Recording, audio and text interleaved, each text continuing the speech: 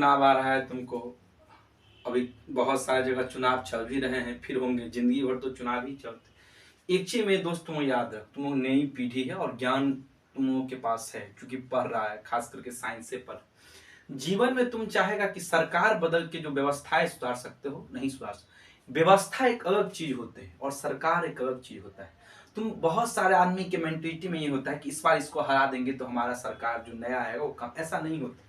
आपको व्यवस्था को बदलना होगा। अगर बार बार आप गवर्नमेंट बदलिएगा, उससे आपका कभी भी, बताओ तुम्हें अभी तक सुधरा है?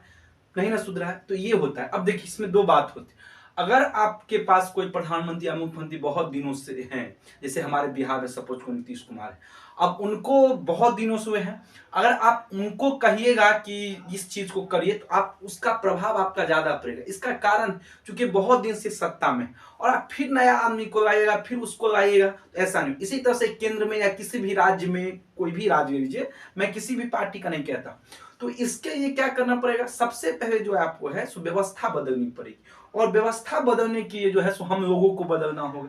हम लोगों को बदलना क्या हो कि हम लोग को उस हिसाब से चलना होगा जिसमें व्यवस्थाएं सुधरे।